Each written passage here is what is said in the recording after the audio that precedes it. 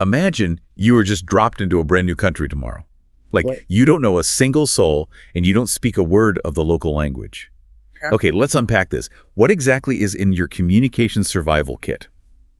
Today, our deep dive is exploring an English learning script from a source called the English Cafe, designed for A1 and A2 beginners. Right, yeah. And our mission is to examine how these foundational phrases reveal our core human priorities when, communication is stripped down to its bare essentials.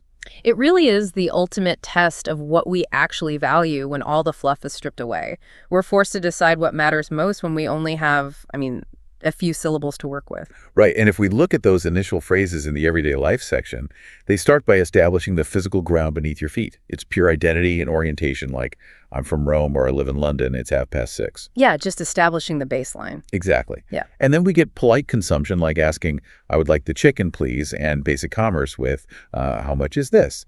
Well, what's fascinating here is how these basic lessons perfectly mirror our progression from establishing safety and sustenance to, seeking social bonds. It's essentially Maslow's hierarchy of needs, but translated into grammar. Oh, wow. I didn't think of it like that. Yeah, you are securing safety first. Once you know you aren't going to starve because you figured out how to buy the chicken, the human brain instantly seeks something else. Which happens almost immediately in the script. Yeah. The transition from transaction to connection gave me whiplash, honestly. Right. Like, the script jumps straight from buying things to making friends with, what do you like to do in your free time? We go straight from give me food to what are your hobbies? Transaction keeps you alive, but connection makes you part of the tribe. Yeah, that makes sense. We are pack animals, right? That social tether is a vital secondary survival mechanism. But once we establish that basic social connection, the reality of the real world sort of sets in. Complications arise. Oh, definitely. Moving into the travel and work section, the phrases shift to pure friction. We get phrases for illness like, I don't feel well, I have a headache. Or logistics like, I have a reservation. Right, and disorientation, too. Yeah, excuse me, can you help me? I am lost. But here's where it gets really interesting. The phrase that really caught my eye was meant for the workplace. And it's just, can I say something? Yeah. Apparently, polite interruption is a fundamental human survival skill. If we connect this to the bigger picture, these phrases are entirely about navigating vulnerability. Think about the cultural weight of interrupting in a language you barely speak. It's terrifying. It is. When you are a beginner, you are inherently vulnerable. You're going to be overlooked in fast-paced conversations.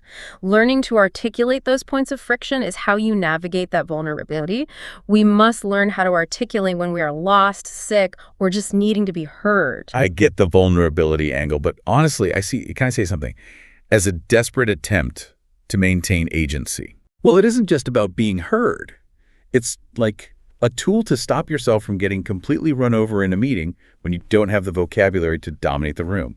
I wouldn't call it desperate, actually. It is a highly strategic use of cognitive load. Okay, say more about that.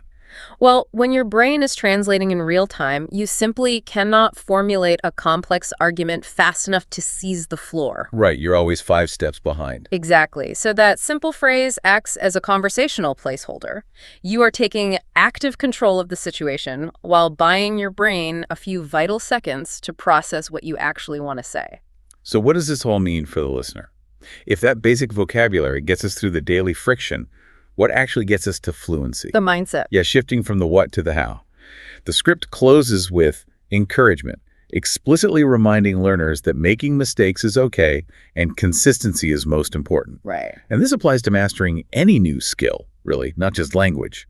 But on the surface, that sounds like a generic poster in a school hallway. It does sound super cliche, but there is a hard neurological reality behind it. Wait, really? Yeah. In linguistics, there's a concept called the affective filter. It's essentially an emotional wall. When a learner is highly anxious or, afraid of looking foolish, this filter goes up and physically blocks the brain from absorbing or producing language. So telling someone it is okay to make mistakes isn't just like hand-holding. Not at all. It is a biological requirement to lower that filter. Exactly. The biggest barrier to communication isn't a lack of vocabulary, it is that physiological stress response. Wow. Embracing mistakes lowers the affective filter, allowing your brain to actually wire those new phonetic and grammatical pathways.